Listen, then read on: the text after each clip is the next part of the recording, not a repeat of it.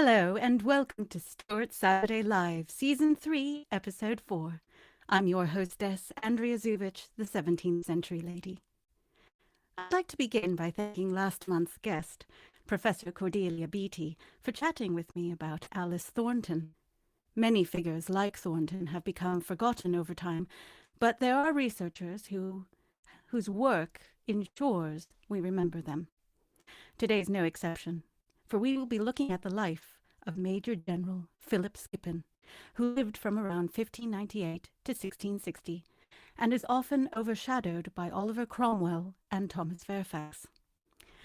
But before I introduce our special guest today, I would like to briefly apologize for the poor quality of our previous show. Frankly, my hardware on my computer has not been able to cope with the various software updates. And so we've been trying various things, and we're hoping today's setup sorts it all out. So we'll see. So far, so good. As a result of all this, some of you couldn't see the outfit I wore, which is what I'm wearing again today, just with a separate shift. So there's a photo of it from the last episode. This black bodice was made by Sally Green Historical Costume, dark blue skirt by Anne Laverick, and my new shoes were made by Todd Booth of Foxblade Trading and Reenactment Shoes. Now, I got all of this, for the most part, from the original Reenactors Market down near Coventry a couple of months ago, and I had a lot of fun, and I was really excited to show you all. Because I know how many of you are very enthusiastic about these things too.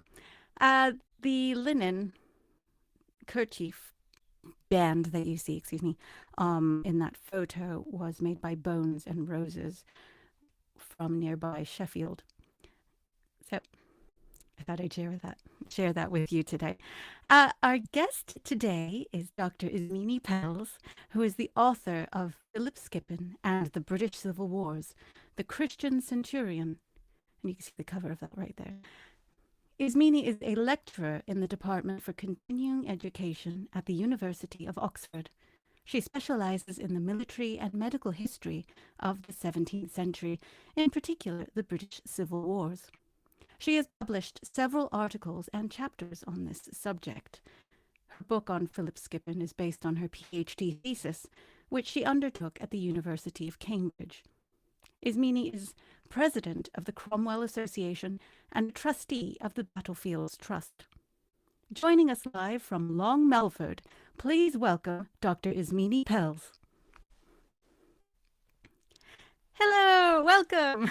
Hi, Andrea. Oh, I'm so happy to have you in my salon today. We've known each other on social media for a long time, but we're not really sure if we met in person at one of these historical meetups. So I don't remember, but we've been in communication for a long time. One of the joys of social media, isn't it? That you get to know all sorts of people that you might never have actually met face to face, but you feel Yes. you've got a nice community and it widens your sort of scholarly circles. Yes, indeed. Well, whether we've met in real life or not, I'm still thrilled to have you here, and I'm really excited about our chat today. Thank you very much for inviting me to be part of the show. Thank you for accepting. As we were preparing this episode, you had some really interesting comments, and I'm really grateful for them. And I was fascinated to learn some of the Stuart era connections, specifically the Stuart, the Civil War connections that Long Melford has. Would you please tell us a bit more about this? Yes, certainly. So my home village is a little village called Long Melford, which is just outside of Sudbury. It's about 50 miles south of Bury St Edmunds, for anyone who might know Suffolk. But it does have Civil War connections. So in August 1642, so just as the Civil War was sort of starting to sort of kick off, it was the hotspot for a series of riots that took place throughout North Essex and South Suffolk. And these were largely targeted against Catholic landowners and Laudian ministers. And Melford Hall was the home of Elizabeth Savage, who was the Countess Rivers, and she was a prominent Catholic. And her house was one of the targets, as was the house of the local minister. So it was all kicking off here a bit in August 1642. We're much more Wow. sedate nowadays. It's good. Wow, it's fascinating, and that's something I love about anywhere really in this country. You could go to any place, and there's so much history. It's there's an abundance of it everywhere. My family and I have moved throughout the country, and I've always found great pleasure in learning the local histories, and there's often 17th century connections, and I find that wonderful.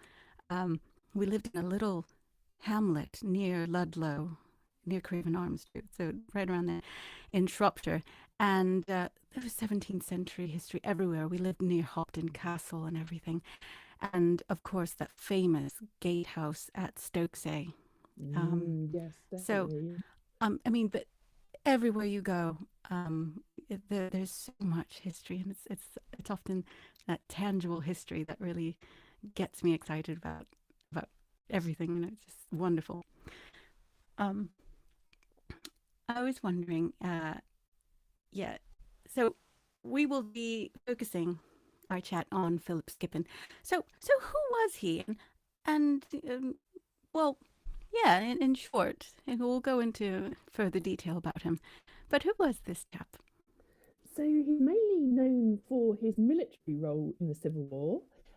He was Major General, which is the position that is the commander of the entirety of the infantry. So it's a quite a senior role, Mhm. and it's usually regarded as the third most senior position in the army. So obviously you have the commander in chief at the top, and then cavalry always trumps infantry for reasons of social etiquette. So the commander, the lieutenant general of the cavalry, is always seen as second in command, and then Major General of the infantry is third in command. And he held that position firstly for the Earl of Essex's army, and then he carried over that role into the New Model Army. So that's what he's predominantly known as, but he was also an MP from 1646 onwards, Mm. and he was very he was considered extremely religious, even by the standards of the 17th century. And he Right. wrote four different books of religious devotion for his soldiers to help them cope with the day to day experience of being a soldier. So uh, he's left that legacy for us as well. Oh, I see. Wow. Um, let's focus on his childhood for a bit. Where was he born, and when was he born? Because I think there's a bit of controversy about that in some circles. Yes, well, we can't really say for certain Mhm. either when or where he was born. Right. And I look when I was doing my research, I looked and looked and looked at every Sure. possible place as you do. Mhm. But unfortunately, so his father lived in West Lexham, which is a very small village in Norfolk, and the parish registers for West Lexham don't survive from this period. So Mhm. I think it Shame. most likely that he was born in West Lexham, and he was probably around about 1598 because evidence from his uncle's will from 1638 said that he was about 40 years old. And Oh, just by right. process of doing the maths, um, Yeah. I'm guessing that it was around about 1598 in the little village of West Lexham, which is Oh. now there's not much left of the village at all. Oh. With quite a What a shame. thriving farming village in the time. But what's Mhm. quite funny is the manor where his father rented and farmed is now a glamping holidays hotspot. So if you No fancy way. going to stay in a bell tent on Skippon Farmers Estate, we can still do that. Oh, wow. And have you been? Of course, had to be done. we stayed in a very nice treehouse. All right. Well, we've done a lot of camping, but never glamping. So I'll have to talk to you further about that. See if you recommend that. Wow, that's very interesting. Um, so he as he grew up, he eventually had a very interesting early military career. Uh, um, I find it most intriguing. Was he involved in the 30 Years' War? Yes, absolutely. So he probably starts his military career quite young, around about Mm-hmm. 15 or 16 years old, although that's quite Wow. common for the time for sort Mm-hmm. of young gentlemen, sort of sons of the aristocracy, typically went off to sort of learn the art of war at around about that age. So it's not Right. unusual in that respect. Mm-hmm. Again, it's a little bit murky because the records aren't particularly strong for him at this period. We certainly know that he went to fight in Sir Horace Vere's expedition to the Palatinate in 1620. So that was the expedition. So James I's daughter Elizabeth had married Frederick V, the Elector Palatine, and he had been offered the crown of Bohemia, which he accepted. And they were the Winter King Queen, so they were monarchs of Bohemia for 6 months before they got kicked out of there. And not only did they get kicked out of Bohemia, but their hereditary lands in the Palatinate were invaded as well. So there was a group of Englishmen, mainly volunteers, who went off under Sir Horace Vere to help reclaim the Palatinate, which they unfortunately weren't successful in. Right.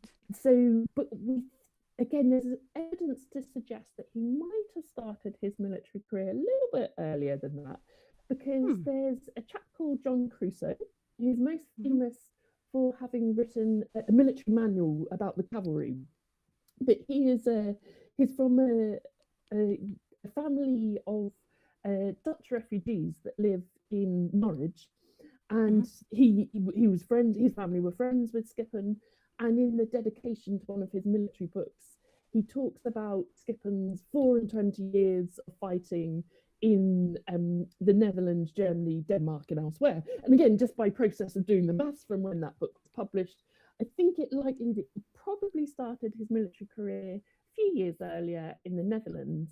And the Netherlands was where a lot of English volunteers went to fight. The Dutch were England's closest Protestant neighbour. They were Calvinists, the same as the English, and they had revolted against Spanish rule. So they had been part of the Spanish Empire.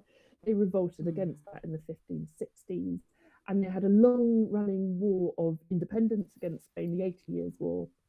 And this was something Englishmen felt very passionately about. Firstly, because of course the religious connections, but also, they quite wanted to keep the Spanish at arm's length. If the Netherlands fell to Spain, then they were worried that England might be next. So there were sort of strategic military reasons as well. And so he fights. He returns to the Netherlands after being in the Palatinate. Has a long spell there. We think again from this reference to the dedication from the book, he probably is seconded to an expedition in Denmark, which was led by Charles Morgan, again fighting the Holy Roman Empire. Again, not a particularly successful expedition, and he eventually leaves the Netherlands probably around about 1637. He gets very badly injured at the Siege of Breda that year, and I think is essentially inverted back to England. Oh dear. Wow. So he's had quite a long military career prior to the Civil Wars. And again, many of the commanders in the Civil War had little bits of experience in the 30 Years' War. He's slightly unusual by just the length of time that he's spent there. He's sort of, borderline professional in that respect. Right. And that's quite significant for an Englishman at this time as well, because of how England wasn't, officially involved in the 30 Years' War. Is that correct? Yes, yeah, absolutely, very much so. And it's something that it creates quite an esprit de corps amongst the Englishmen who do go and fight over there, because there's that sense of sort of exceptionalism. They're doing something, they're doing their duty when the country isn't sanctioning it officially. So they're the ones that are sort of a bit going above and beyond, and it creates this sort of sense of fraternity amongst particularly the officer corps. They share similar religious beliefs. They obviously have had all these military experiences, which brings people close together as well. So there's quite a close-knit circle. So Horace Vere actually has portraits of all his captains painted. Now this is before Skippon's not included in that. He wasn't senior enough at the time. But again, there's this idea, this whole circle of English commanders in the Netherlands. Great. If we go back to image 4 for a moment, this image is from the British Museum. And can you tell us more about this, please? Yes, this is a wonderful image. I love this one. Yeah, So I like it. a pack of playing cards from the Restoration, and they were printed to take the mickey out of all the parliamentarians in the Civil War. So they're all very rude about all the parliamentarians. There's various levels. Some of them are really quite crude. This one, let's say we can share this one. But a lot of them, they poke fun at some of the low social origins of a lot of the people who held power in the Commonwealth and Protectorate. And this one here is Skippon. And it says, Skippon a waggoner to Sir Francis Vere, one of Oliver's Hectors. And so Skippon was likely a waggoner in that expedition to the Palatinate with Horace Vere. So the maker of the playing cards has got the two Veres mixed up. So Francis Vere was Horace Vere's elder brother and had commanded troops in the Netherlands before his younger brother took over. It's not quite accurate, but it just gives a little hint in that, again, waggoner's quite a lowly position to have in the army, but at the same time, it's one that requires quite a lot of bravery. So the wagons are obviously they take both food and ammunition and pay to all of the soldiers. So they're a real target for attacks by enemy armies, and they move quite slowly. Yeah. So the men who defended them had to be quite brave. So I think even though this is poking fun at Skippon, it's meant to show that he was perhaps from, quite, he's a borderline gentleman. He's, poking fun a little bit at his low social origins. I think there are a few hints in there that do give some clues to his military career. We don't have any other corroborating evidence that Skippon was a waggoner, but it kind of fits with his career trajectory and where he was going. And perhaps, he's a man who becomes renowned later for his extreme personal bravery. So there are just a few things in it, even though it's a satirical source, there are a few things that ring true about it. Yeah, I think that's often the case. I do like these satiric things, whether they're in poetry form or in sort of a cartoonish example. It's all very interesting, and thank you for explaining that more to us. So the outbreak of civil war, what was Skippon's position in 1642 when King Charles I formally declared war against Parliament? So his position when at the outbreak of the Civil War is he was Sergeant Major General of the London Trained Bands. So the London Trained Bands are the citizen militia for the capital. So they're raised from all of the householders within the City of London, and they are given military training on a regular basis. And the idea being that if England were ever invaded, they would be the ones who'd be mustered to defend their local patch. And these trained bands existed all around the country, and they basically organised on a county-by-county basis.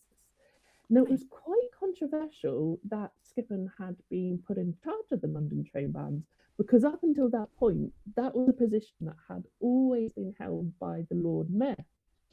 But the Lord Mayor was a royalist sympathiser, so he had been removed and Skippon had been appointed instead. I see. Yep. He was in many ways still quite a logical person to appoint to that position, because when he returned from the Netherlands, so he returned, as I say, around about 1637-38, between then and 1642, he is a captain leader of the artillery company in London. And the artillery company, you can see their coat of arms here, that's the image you can see on the screen there. Yes. It's known today as the Humble Artillery Company. It's the oldest regiment in the British Army. It was actually my own regiment for 8 years, so I feel a personal connection, which is how I came across Skippon in the first place. I saw his name in our list of captain generals throughout history. Oh, wonderful.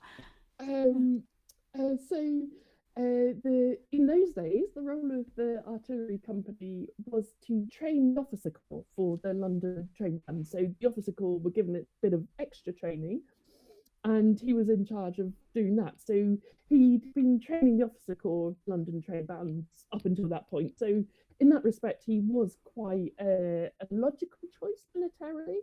But he also seems to be quite well connected with a lot of the godly circles within London. So he seems to be well known to quite a few of the sort of prominent parliamentarian, both aristocracy and members of the House of Commons.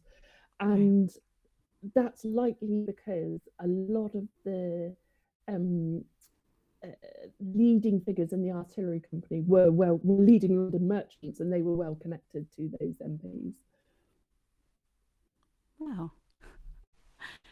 So, and that is really interesting of all you mentioned about the Honourable Artillery Company. And later in that same year, 1642, was the Battle of Edge Hill. And that was devastating, wasn't it? It was only the beginning of years of warfare. What was Skippon's role in that battle? Oh, so Skippon actually isn't involved at Edge Hill. So Is at he this not? point, Oh, he's okay. still in charge of the London train band. So their job at that Okay. time is they are basically busy fortifying London. So they're worried about what's happening. So they're building defences. They are Right.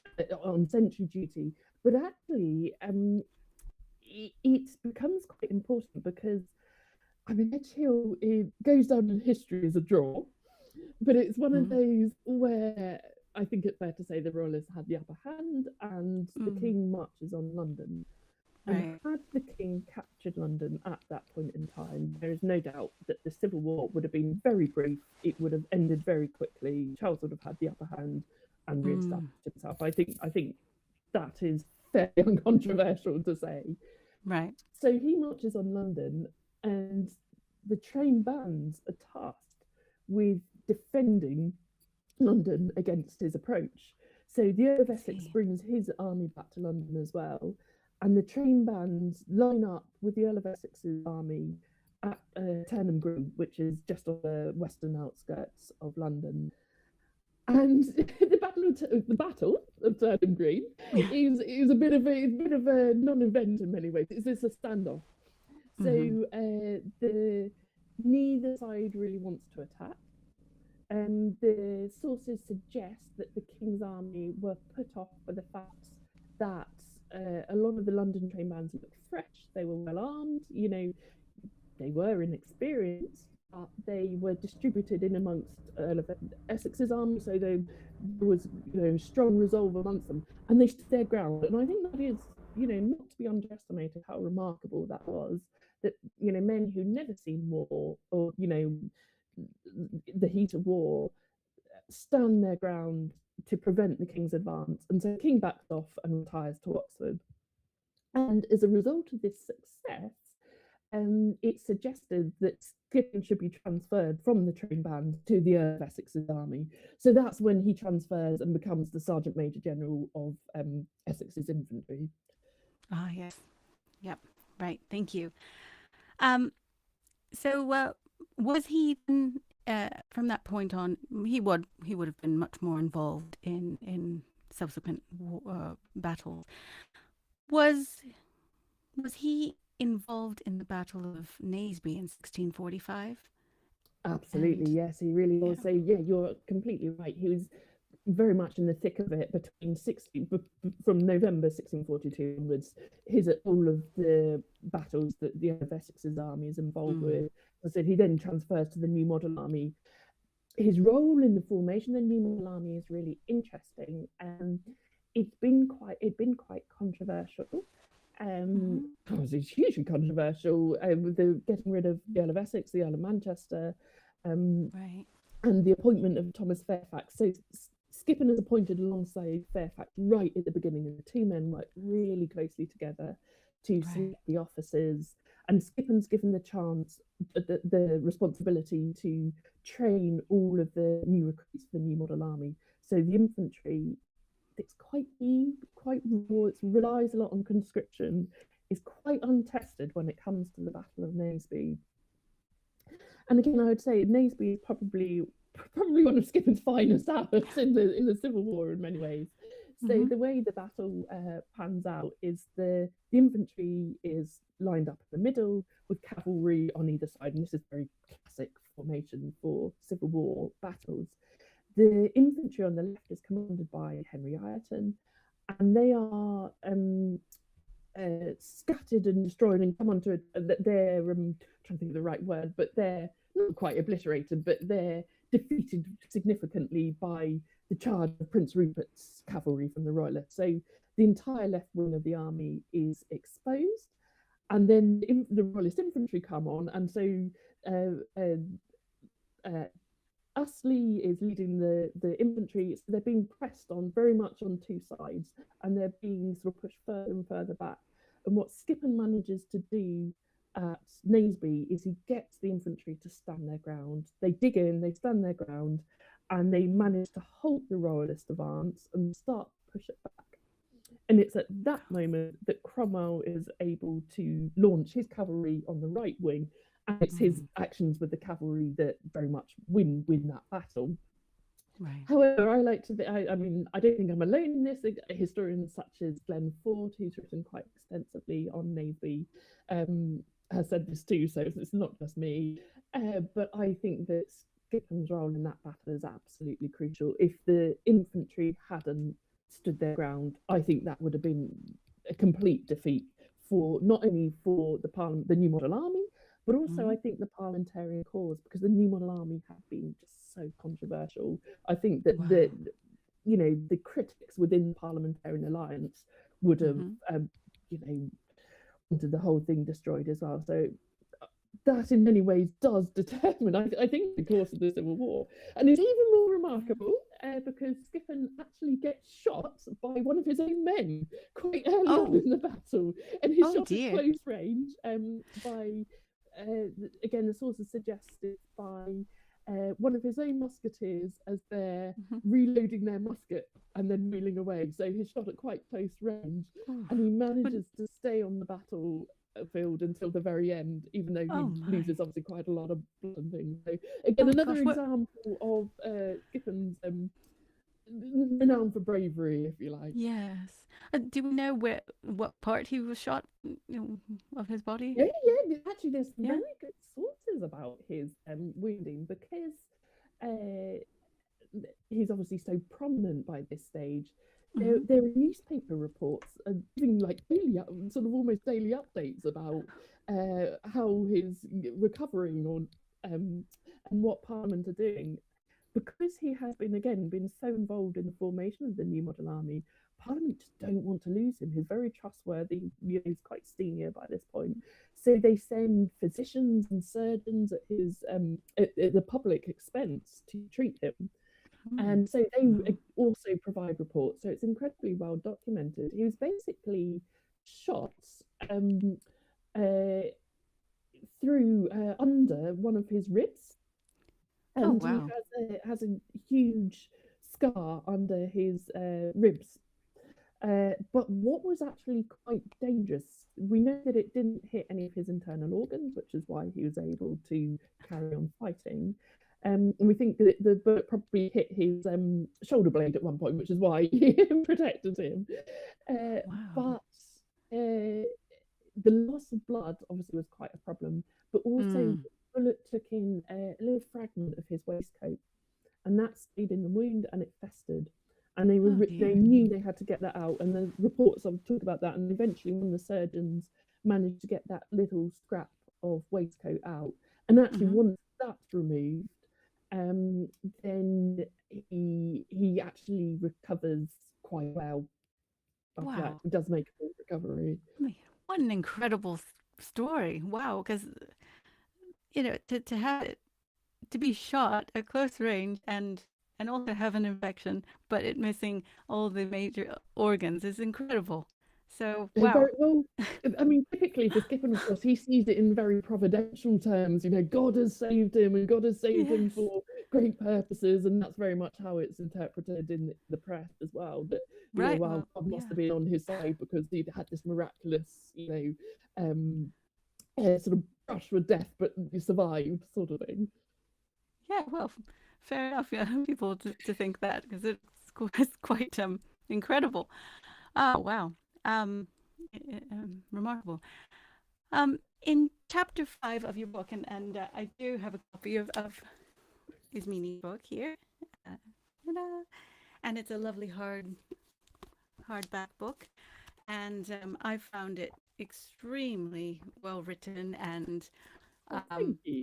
I learned a lot, and I like that because I did not know much about Philip Skippon. So I'm very grateful for this having been written. And so, yes, definitely, if you don't know about this chap, you really should read this. I do Oh, thank recommend you. it. I should say there's a cheaper paperback version as well. If Yay! Well, I had to get it really quickly after it was published, so I had to go for the hardback. Yay for paperbacks! So yeah. um, so in chapter 5 of that book, you state that it is generally accepted that by the outbreak of the civil wars, England was a much more militarized society than previously thought. Would you expand on that for us, please? Yeah, of course. Yeah. So traditionally, the view was that because England has a long period of peace on, Mhm. officially at this Yeah. period. So the last, there's the Wars of Elizabeth Mhm. at the end of the 16th century, but then there's also a long period of peace under the early Stuarts. Um, Mm. there are, of course, the expeditions that Charles I organises in the 1620s are going a little bit disastrous. But most people thought that by the time it got to the civil wars, the art of war had sort of become forgotten in this country. But actually, something that historians and this is, I should say, this is not my own original ideas by any stretch of the imagination. This is sort of where the scholarship as a field has got to as well. Mhm. That a combination of numbers of people going to fight in continental armies, so as Skippon did, and not just the gentry and aristocracy who formed the officer corps for those armies, but also the men who made up the armies, the rank and file. Now, of course, they're a bit more difficult to trace, and we don't Mhm. know, we don't have any sense of precise numbers of this. But there are 4 English regiments stationed in the Netherlands on a permanent basis all through Oh. the early Stuarts. Um, so they obviously needed to be filled with men. So, and Mm. the captains did come back to England on recruiting expeditions.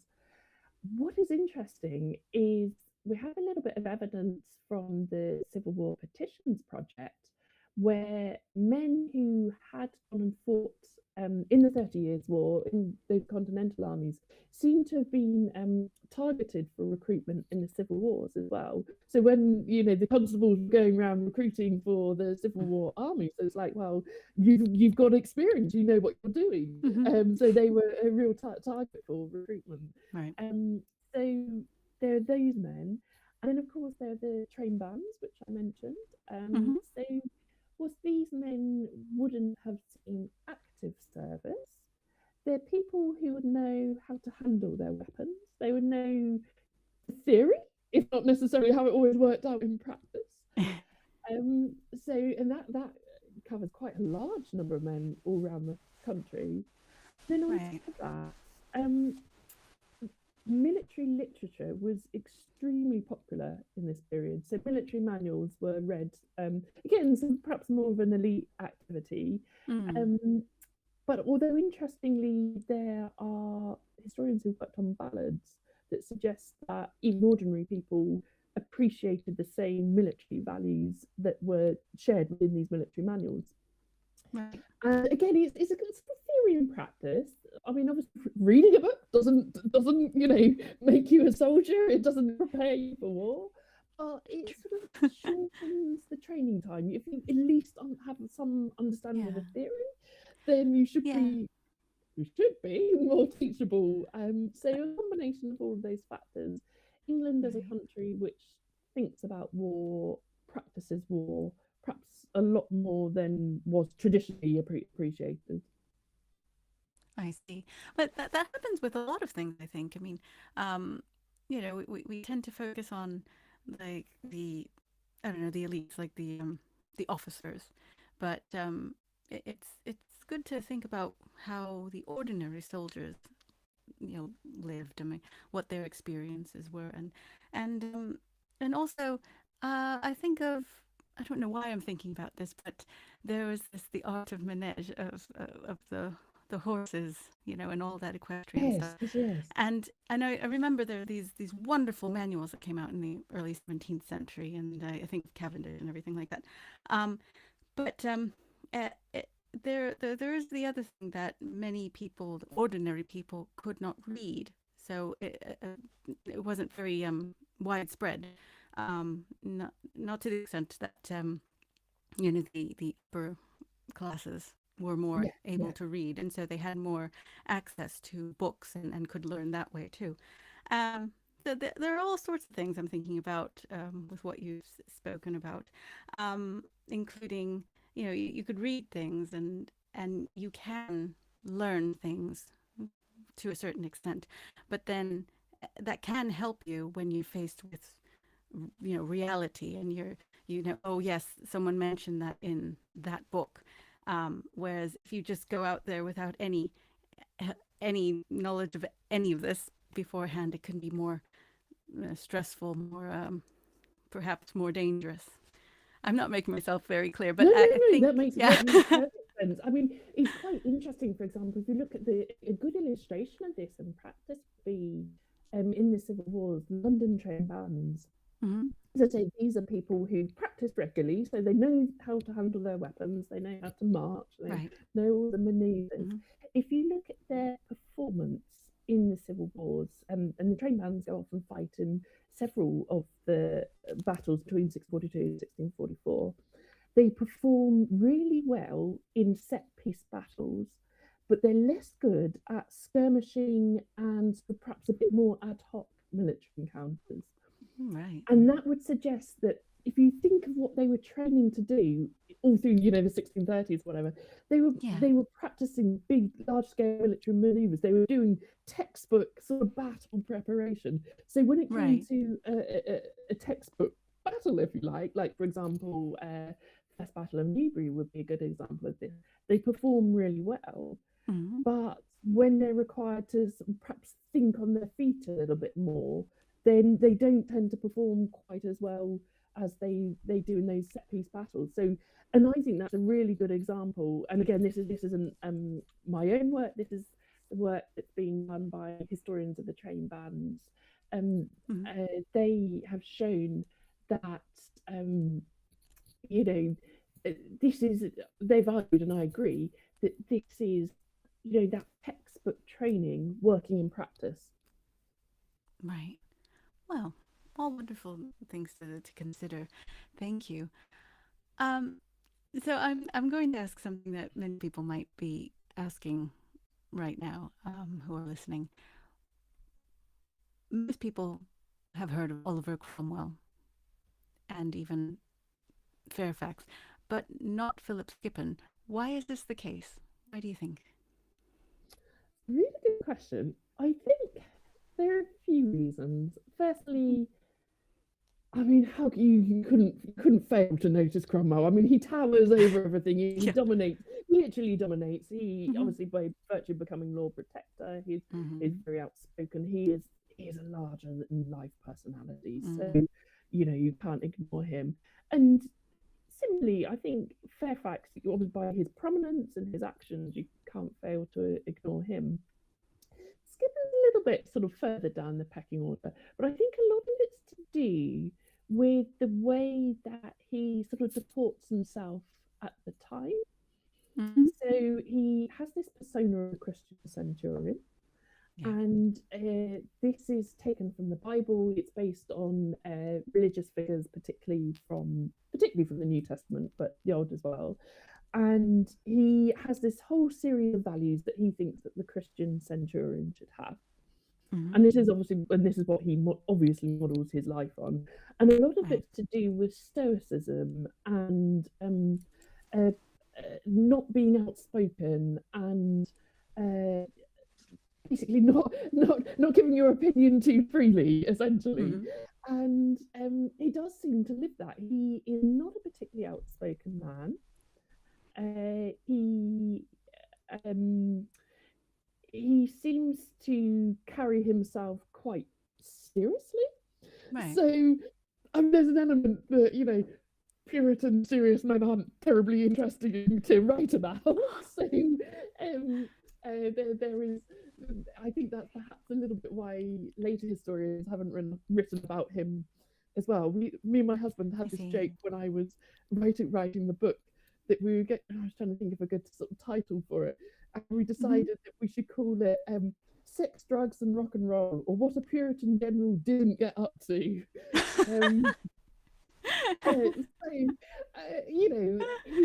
perhaps doesn't give much for historians to sort of get a hook on, and he doesn't have the same body of personal papers, like, for example, something like Fairfax. We've got huge amounts of Fairfax's correspondence. Obviously vast swathes of documents on Cromwell. We don't have a nice sort of discrete body of evidence for Skippon in the same way. It was very much a sort of piecing together from quite disparate bits of evidence. So that's the sort of historian's perspective. But I think a lot of it is also, I think he genuinely was quite a modest man. And so therefore at the time people were like, oh, well, yes, he's quite nice, and yes, he's very good. We like Skippon, but not be able to say anything more. And I do suspect he's probably quite boring. Oh. So not the life of the party then. Exactly. I see. So what were his, do we know, given that's the situation, do we know how he got on with Cromwell and Fairfax? Do we know much about their relationships? Yes, definitely, in both instances. So Skippon and Fairfax seem to have really got on very well. I think they shared their political and religious outlook was incredibly similar. So I think religiously, they were sort of Presbyterian, but allowed a degree of toleration. Politically, they weren't afraid to stand up for the king. They were perhaps banded with a bit more of the radicals, obviously with their role in the formation of the new model army. But equally, Skippon supports Fairfax in working to try and prevent the regicide, for example. So I think a lot of their thinking is quite closely aligned. There's two really quite sweet letters that survive from Fairfax to Skippon. In one of them, Fairfax is having a bit of torrid time in 1647 when the army is mutinying because they're their pay arrears, they don't want to go to Ireland, they're afraid about their indemnity as well, from indemnity from prosecution. And there's a point where Fairfax writes to Skippon, he says he writes really rather longingly that he says he longs for the advice and company of yourself, which I think is rather sweet. That is, yes. And then there's another letter from 1648 where Skippon actually leaves the new model army and returns to his old position of being in charge of the London train bands. And it's essentially Fairfax's sort of farewell retirement sort of letter to Skippon. And he says how much he'll miss him. And he was very sorry to let him go. So, yeah, that's rather sweet. So those two clearly, there's a lot of affection there. They get on, they're very closely aligned. Interestingly, Skippon also seems to be incredibly supportive of Cromwell, who perhaps isn't quite so closely aligned with Skippon as, say, Fairfax is. But what I think that Skippon sees in Cromwell is, again, I think it's that religious connection. Religion dominates everything with Skippon. I think that Skippon genuinely believes that Cromwell is the man to take on that sort of reformation, further reformation that's required, run the country in a godly manner. And so he supports him, even though their politics may not always necessarily be, you know, identical or, you know, very closely aligned. There's definitely a good working relationship there. He's very, I think he's quite supportive of the Cromwell sort of dynasty as a whole. He writes very cordially to Henry Cromwell, for example, in Ireland. So he supports. He's connected to the group of men who offer the crown to Cromwell. So I think he believes the Cromwellian project, if that's a good way of describing it. Right. Yeah, you've touched upon Skippon's religious views and works. He wrote what, 4 works? That's right. Yes. Yeah. And you mentioned that he was he called the Christian Centurion. But he would you like to expand on why he was known as that? Was it just the books and his overall religiosity, or because many people at the time were devoutly religious? It makes me think of there are some more fringe people who made quite a commotion. John Naylor, for example, who was a radical Quaker, I believe. He ruffled feathers in the 1650s, and he became notorious for his blasphemy, for which he was given a branding upon his forehead. Do we know what Philip's view of him was, and those like him? Yes, definitely. So the Naylor case is probably a really good insight into Skippon's religious views. So, as I say, even by contemporary standards, he's regarded as someone who is very committed, even by the standards of the day. And so, for example, observers notice that when he's in command of the army, if the other senior commanders aren't there, the army's religious observances are very much kept. You know, the sermons and the preaching and the reading, Bible readings. His own both infantry and cavalry regiment stand out for being regiments where religious observances are strictly kept. He seems to be, as I say, he seems to be probably a Presbyterian, but he does definitely allow for quite a degree of religious tolerance. So that's why he can work quite well with the New Model Army. But where the Naylor case comes in, that's quite interesting. It shows the limits of his toleration. And it stands out because it's the only time we have a record of him speaking in Parliament. So I mentioned he becomes an MP.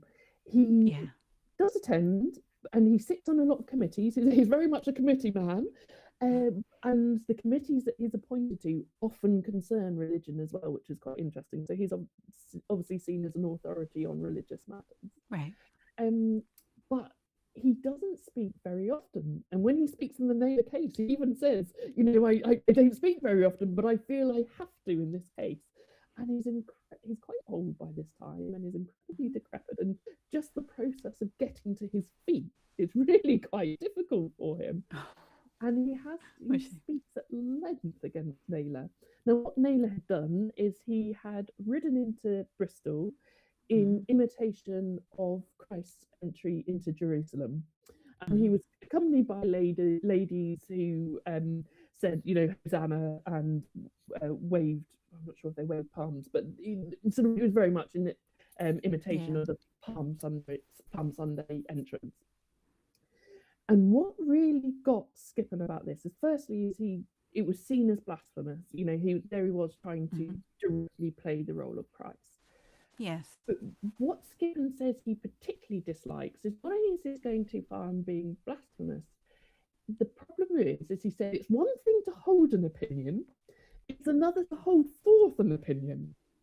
So his view on toleration was he would tolerate groups of, you know, perhaps some of the more what today we call nonconformist groups, he would tolerate them essentially as long as they kept their beliefs to themselves. And the problem with Naylor is he was evangelizing, he was recruiting, and that's what Skippon didn't like. So it was not so much his opinion or his beliefs per se, but it was the fact that he was trying to win over others to his cause, if you like. And so that's why he argues very strongly. And I have to say, he doesn't come across well in this speech. He comes across as a complete religious figure in this speech. To modern sensibilities, it it's one of those moments where I'm obviously quite deeply sympathetic to Skippon. I've spent a large portion of my life studying this man, but I was going, I feel a bit discomforted by this. Right. But it was more about the fact that he was afraid that the Quaker movement might grow, and by this time Quakers were as numerous as Catholics. And part of the problem with the Quaker movement, as it was perceived at the time, is Quakers believed in social equality. So they didn't respect the social order, which obviously Skippon as a gentleman would not have liked. But also it caused havoc in the army, where you have a very strict rank structure, and you need to have that pecking order you need to make an army work. So the Quakers caused problems for the army as well. Yes. Wow. Ooh. So yes, we've looked into his religious views, and I can see why he thought the way he did.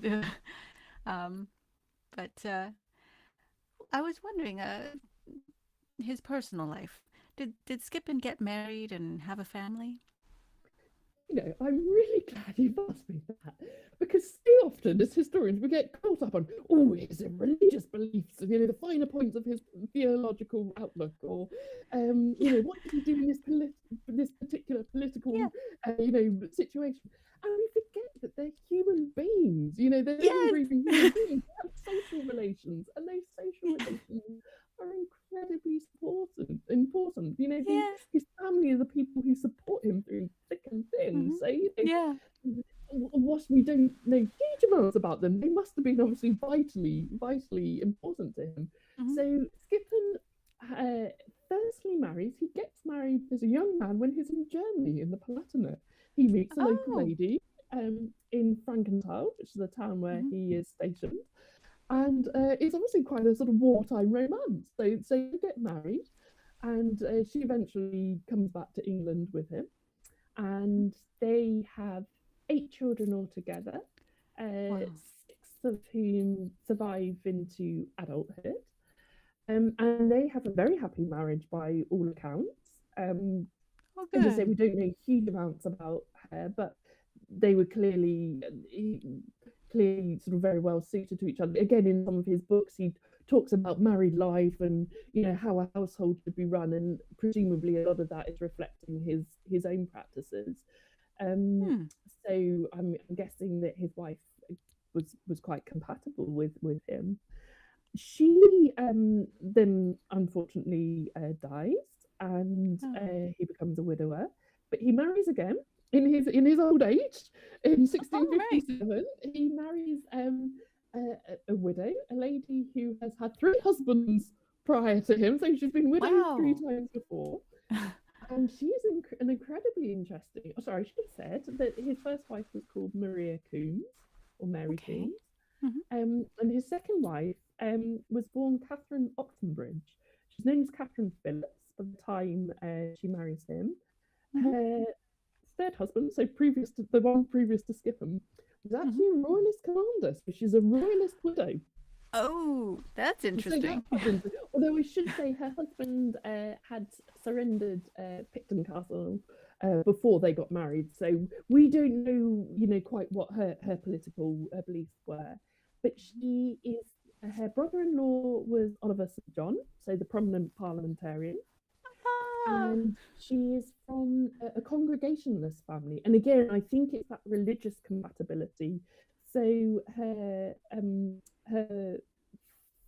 brother, if I got that right, her brother was a Congregationalist minister. And it seems to be that, again, they had that shared religious connection. So yeah, no children from that marriage by that time. Right. But again, Yes. he leaves her most of his estate in his will, so they're presumably quite happily married for and he does say, he says in his will that she's been a very tender nurse unto him in his Oh. dotage. So Oh, he'll sing that's after nice. him. Yeah. Right, because I was going to ask you what his life was like in the 1650s, and I think that would be a large part of it. The, his significant other during that time. So it seems like he was quite a bit of an invalid by the end. Is that correct? Yes, yeah, I think so. Mm. And well, if you think about it, he's had an incredibly long military career. He's been severely injured on several occasions, so twice in the Netherlands and then once at Naseby. So that's gonna take a toll on you. Oh yes, certainly. Although he's still quite active politically right up until the end. He's mainly a political figure in the 1650s. So he's working as an MP. He's a councillor of state for both the Commonwealth and then the Protectorate, and he's still very much involved in the City of London right up until his death, really. So yeah, he's very much got a reputation being the man who can control London. So success and regime very, very much like to keep him on board. Yeah. Well, so by the time of his death in late June 1660, there would have already been the restoration of the monarchy. Charles II returned.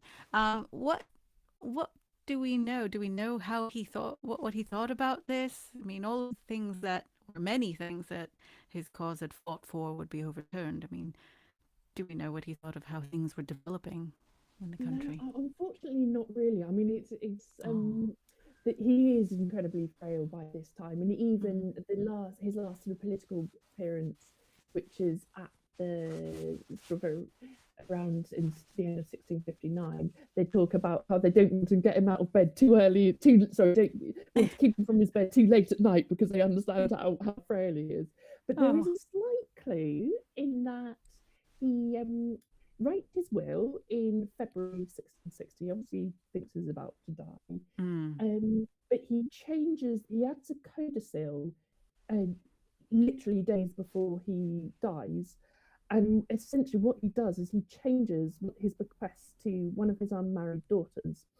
So she's going through marriage negotiations at the time, and he had made provision to give her some land as her dowry. And he changes it to a chest of coins, but money, essentially. And he says that he was worried about the great revolutions of these times. And so I think he's essentially seen which way the wind is blowing. Obviously, as you see, he would have known that the restoration was happening. And he, as happened, all the land, any land that had been confiscated from royalists or the church was returned.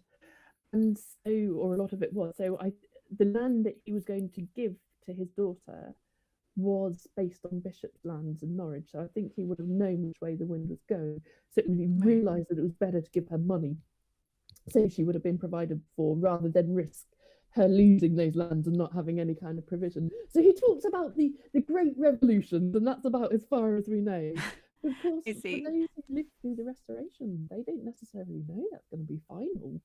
So much change over their lifetime. It's so tempting as historians to see the Restoration as inevitable and final, but I think for those who lived through it, it probably wasn't. Probably to Charles II, I don't think he ever dared believe that his Restoration was final. No, I don't think. Yeah, I agree. Yeah, definitely. Yes, they had such tumultuous time. I don't think anyone thought that there would be a lasting sense of stability. So yeah, it is good to remind ourselves of that. So thank you. You mentioned in the book that we don't know where he's buried, so that's interesting as well. Oh, and here we have something. What is this, please? So this is the monument for his first wife, Maria Coombs, where she is buried. So Skippon has a big house next to St Mary's, Acton, and that's where is his main residence for the sort of latter part of his life.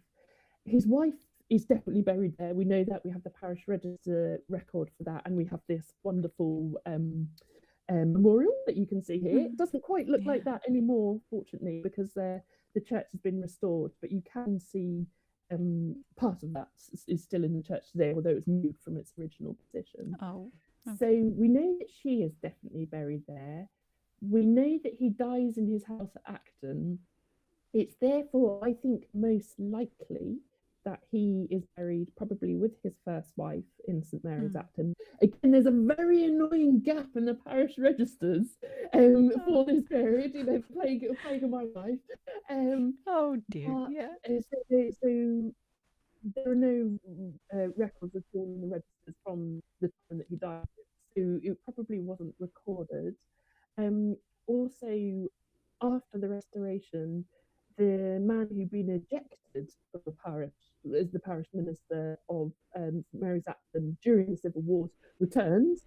He returns, and obviously he's a staunch royalist, and he goes through the parish register annotating it.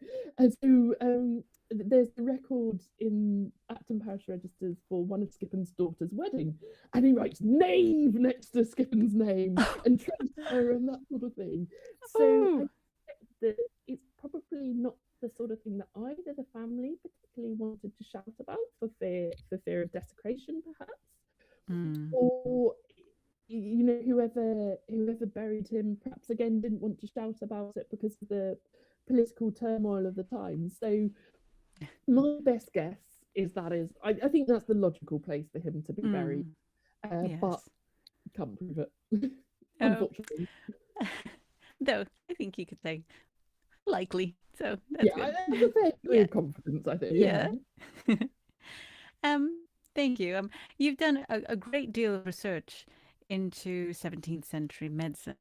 What were some of the prevalent beliefs about medicine at this time? I mean, for example, William Harvey is credited with discovering circulation of the blood around this period.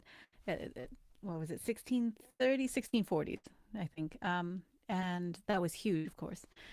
So what other things were there? So I think it's a really quite interesting period in the history of medicine. You've got a lot of the beliefs that have been around for a long period of time, so based on the four humours, which date from classical times. The Greek view of medicine, in many ways, still persists. But what you get is there's growing interest in what's called chemical medicine.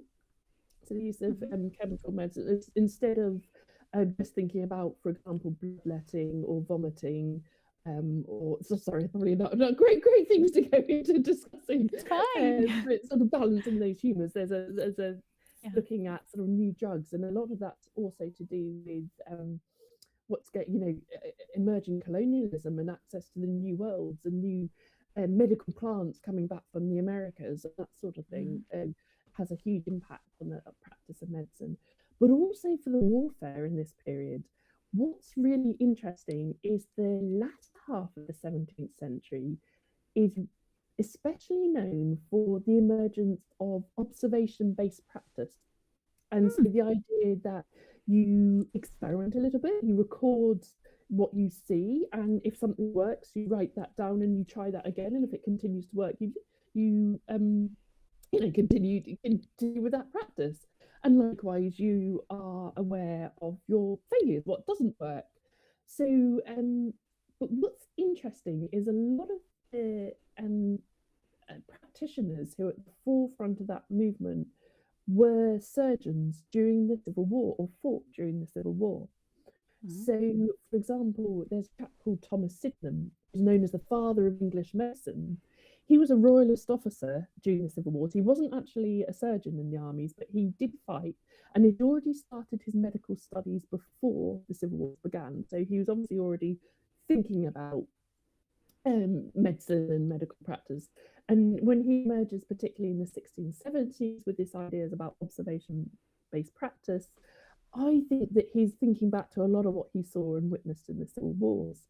Likewise, there's a very famous royalist surgeon called Richard Wiseman, who goes on to become Sergeant Surgeon to Charles II after the Civil Wars.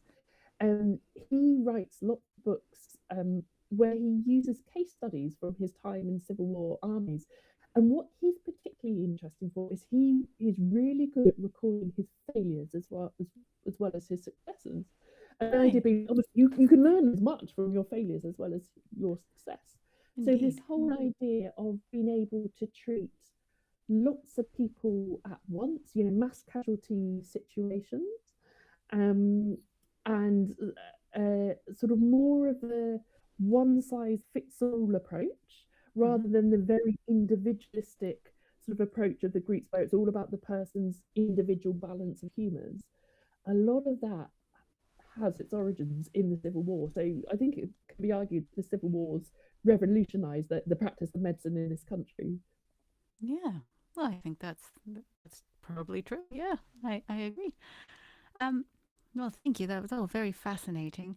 I'm going to move us along to your work with various organizations. First of all, would you please tell us about the Cromwell Association? Yes, certainly. So I'm very, very fortunate, very flattered to be the current president of the Cromwell Association. Wow. The Cromwell Association, as you may guess from the name, is particularly dedicated to our understanding of Cromwell the man, but Mm. also in particular his life and times. So we are not, I mean, Cromwell is obviously a hugely controversial figure. And that is something that we very much acknowledge. But his impact on the 17th century obviously is huge, and you can't underestimate that. So Mm-hmm. we are dedicated to understanding the 17th century as a whole. So we are interested in the whole of the century, as well as just the civil wars, as well as the person of Cromwell himself. It's a scholarly society. We produce a journal. We hold study days where there are lots of talks and papers given to the members. We try to visit places of Cromwellian interest. Usually we have sort of walking tours and that sort of thing.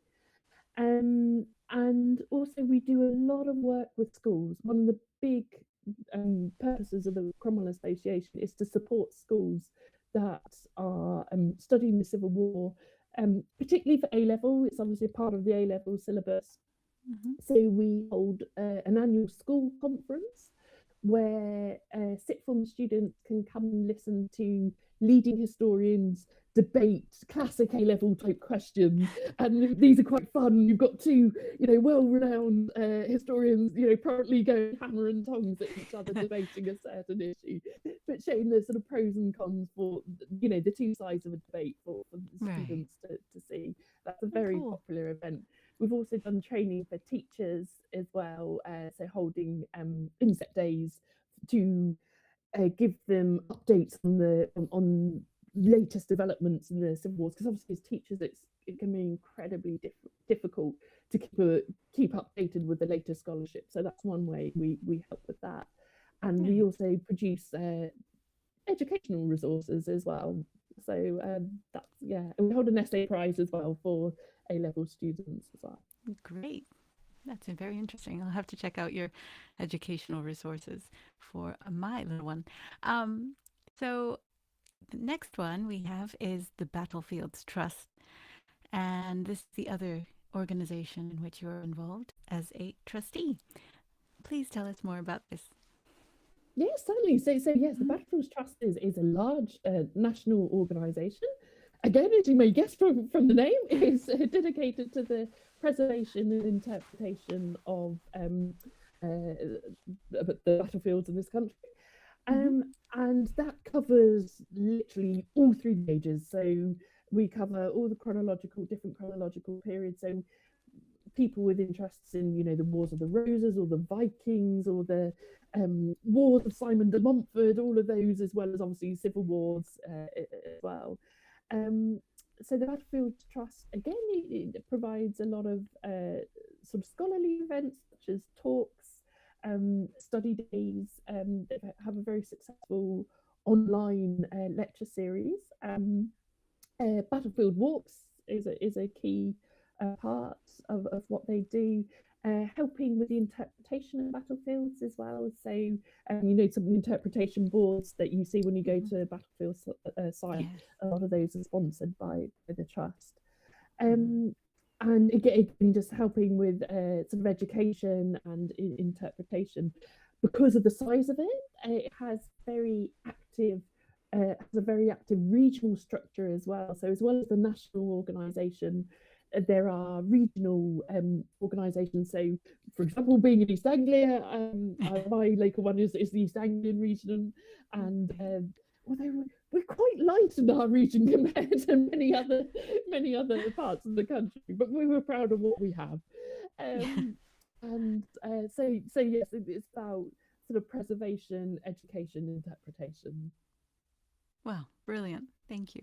I'll have to check out whether there are any in my local area. I'm in Derbyshire, so There should be. yeah, yeah. And you're also the project manager of the Civil War Petitions Project. Oh, this is really exciting. Could you let us know more about this, please?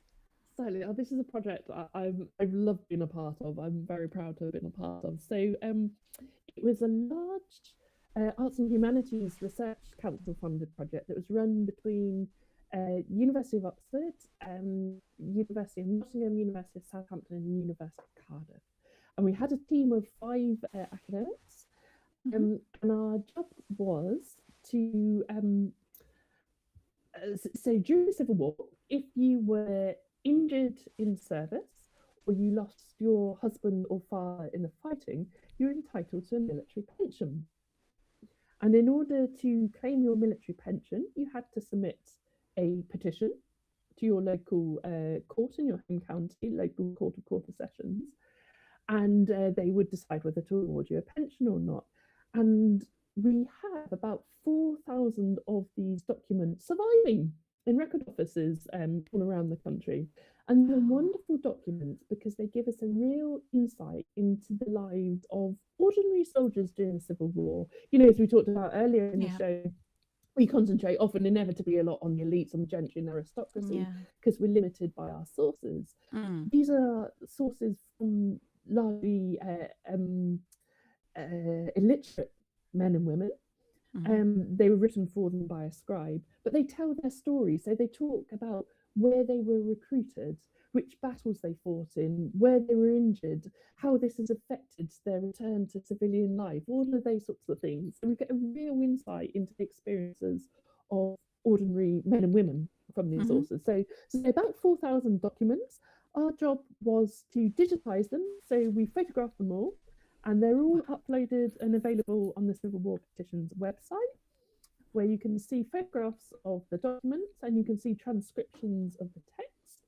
And we've also put up sort of interesting ways that you can explore these documents because they've all been tagged up. So you can look at, for example, the types of injuries that are mentioned, or if you particularly, if you want to see all the documents from Derbyshire, say, you can look at all the documents just from Derbyshire, or if you're interested in particular, individuals such as Cromwell, you can put his name into the database and see where he has signed petitions in support of the claimants for pensions. So there are lots of different ways you can explore these documents as well. I found it a very, very useful resource. So yes, really recommend all these 3 organizations. I'm going to take some more time, if you don't mind, to talk about something a little more personal, perhaps. For you, do you remember what first got you interested in history? I think classic case, really. It's visiting historical sites, particularly castles. I love a good castle. And and also, I think particularly as a youngster, when I was sort of a teenager, particularly getting into history, I loved reenactments. I loved watching reenactments, seeing jousting or mock battles or that sort of thing. I used to adore watching those. So sort of visiting historical sites, often films. Film. Oh wow! Part of the reason I think I'm so interested in the Civil War, and I know that again this is quite typical for many people, is I saw the film Cromwell. Yes, I know, has lots of terribly historically inaccurate and all that. But I saw it at the time I was doing my A levels and I was Mm-hmm. studying for the Civil War, and I'd enjoyed doing the Civil War Yeah. at A level. And I watched the film, and it really captured my imagination. I became interested in Cromwell as a person. And my history teacher then gave me Christopher Hill's book God's Englishman, which is obviously a biography of Cromwell. Yeah. And to this day, it's still one of my favourite books on Cromwell, favourite books on the Civil War in total. So yeah, as well, I think the power of film, documentaries. Again, as a youngster, it was at a time where all of those wonderful little documentaries on Henry VIII and his 6 wives, and David Starkey, and that sort of thing was all very popular. And novels as well, and things like novels. So yeah, very much through sort of literature, films, visiting sites, that sort of thing. That's great. Um, and when did you know you wanted to be a historian? I don't know, and that's I I studied history at university because of my A levels. It's the subject I enjoyed the most and probably the one I was best at. So very, very pragmatic reasons. And I love my degree. I love doing my degree. But I didn't automatically go on to further study, having done my undergraduate degree. I went away and worked in London for a few years. And it was only sort of towards the end of that time I realised I missed not just history, because I think you can indulge yourself with history, quite well without academic study. But I missed some of the academics side of things. I missed that sort of nitty gritty of some of the research. And a friend of mine said, you could go back and do a master's. So that's what I did. So I did a master's and a PhD, and I think just doing that, I enjoyed that so much that I was like, yeah, I think it was at some point during my postgraduate studies, I was like, yeah, this is what I want to do. I don't think I went into my master's with a view to becoming an academic, but I think at some point during the PhD, that's where the penny dropped. Yeah. And so in all of your time researching, do you have a favorite archive that you like going to? Now there, it's like being asked which is your favourite child. I'm not sure I can answer that. We've been very fortunate with the Civil War Petitions Project to have been supported by all the county record officers. And I have to say the staff in the various archives we visited for that were extremely helpful, extremely supportive. The project wouldn't have been possible without them, for sure. I mean, it's always nice when you visit an archive where it's in sort of an old building. So again, for the Petitions Project, I got to go to Canterbury Cathedral archives, for example. Oh, that's nice. That was super. Researching Skippon, I visited archives in the Netherlands and Denmark as well. So that's really nice. Wow. Denmark, the archives are in sort of what I think were the kitchens of one of the old royal palaces, so that was rather fun as well. So it's always nice when you can combine it with a sort of site of historical interest as well. Yeah. Wow, that's great. Fantastic. I hope you don't mind, but I'd like to point out that to our audience that I had a very difficult personal time during the research and writing of my Barbara Villiers biography. And one of the things that was difficult during that time was the ability to go to some archives. So I'll forever be grateful to you that when I posted online on social media asking whether anyone happened to was going to go to the London Metropolitan Archives and could look up a document for me. You very kindly offered to go and look up that document for me. And I mean, for you to take the time and trouble to help me when I was in a bad time, I want to say I thank you very much. That helped me a lot. And it helped my book, so I really appreciate that. My absolute pleasure to help out. I remember it really vividly. I was standing on the platform. So to get to London from where I live, I have to change trains. But I was standing on the platform for the connecting train to London. And as you do, I was just scrolling through Twitter. And it popped out and I was like, I'm going there today. I can do that. It was so good. And I think Thank that's, you. as Yeah. historians, that's kind of what we do. It's nice, everyone helps everyone else out. There's Yeah. always people have been very kind in turn to me as well in helping me sort of getting documents. Or I think it's just that's been part of the scholarly community, Yeah. isn't it? It's It's my best wonderful. That's great. Thank you. Okay, so now it's the last part. It's the part that I think lots of people look forward to. For the Stuart Fantasy Dinner Party, who would you invite? What would you serve? And who would you sit next to? Oh, I love this question. Well, I'd obviously have to invite Skippon, but as discussed, he's probably very dull. So I'd stick him down the corner somewhere, somewhere where the port wasn't going to reach or something like that, where he could, bend the ear of whoever he was sat next to about religious policy or what have you. I would have to invite Cromwell, of course. And not only someone I find interesting, not only as president of the Cromwell Association, but he liked a good party, didn't he? He's known to, he got drunk on a few occasions, he names the party, sort of, enjoyed himself. So I think he'd be entertaining.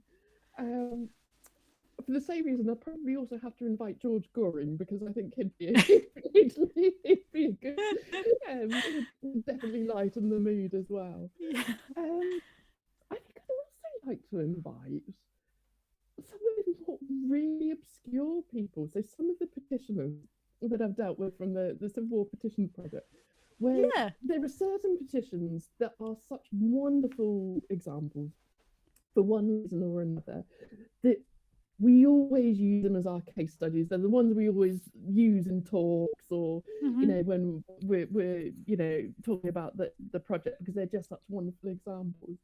But you feel like you get to know these people. And yet, they're really quite, ordinary people. So I think I'd have to invite a few of those. There's one from Edward Bagshaw from Yorkshire, from the West Riding of Yorkshire. I've used his example so many times in talks I've given that I would have to invite him along just to see what he was like, I think, just in real life. Yeah, that sounds good. A few of those. I think a real mix. I'd have royalists, I had parliamentarians. I think as long as they all got on, which might be a struggle. I don't know what I'd serve though. I'm not so good on Stuart food. Well, you don't have to just have Stuart food. That's the thing. Yeah, so you can give them anything because it's your dinner party and it's. I don't something hearty. Plenty to eat and drink, I think. As long as the guests are happy, that would. I think a nice meat pie for most people, I think, at the time with veg. I like a good pie, so yeah, that would be a good one. A roast or something like that, I think. Yeah. We can talk about these newfangled potatoes. Oh, yes. Yeah. That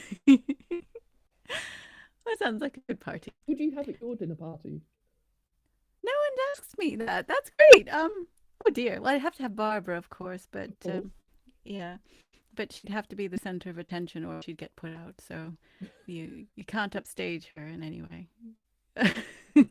Charles II and quite a few other people. Oh, I like to mix and match from the time period. So I'd also have Shakespeare because I'm absolutely besotted by him even after all these years. Good one. Yeah, like that. So he'd have to be there. Yeah, and definitely Afro-Ben. I think my husband would approve too. Yeah. Yeah. So that, it could be funny if one gave them all a very hot curry. Yes, when you said anything, I was like, well, maybe we should sort of go world cuisine and totally blow their minds, wasn't it? Or fast food for everyone. Oh dear. Everyone have a McDonald's. Yes, with fries. Yeah, and a soda. That's great. Yeah. I don't know what they'd make of that. Wow. Well, thank you so much, Ismini. It was so nice to have a chat with you. And I look forward to talking to you again in the future. And good luck with all your investigations into 17th century. Everything. It's wonderful. Thanks for inviting me on the show. I've really enjoyed it. I've had a lot of fun. So thank you. Have a lovely day. Thank you. You too. Thanks. Bye. Oh, that was lovely. And I hope you all enjoyed that as well. Well, we won't be back for a few weeks, and our next show is scheduled for the 20th of June, when my guest will be Dr. Jeremy Filet, who will talk to me about the late Stuart period, the Jacobites, and the Grand Tour. But before I go, I just want to remind everyone that I'll be returning to the gorgeous and historic Leicester Guildhall on Sunday, the 24th of May at 2 p.m. So do consider joining me, but book a ticket soon, and I think they're only £6. And even if you don't really particularly have an interest in what I'm going to be talking about, which will be Barbara Villiers, I know that's not everyone's cup of tea, but she certainly was a very interesting figure from the period, a very influential person. But even if that's not your thing, going to this Leicester Guildhall, you'll see beautiful, really gorgeous interiors and some remarkable 17th century features. And I know many of you will appreciate those. So until then, we'll see you next time, and don't forget to keep it Stuart.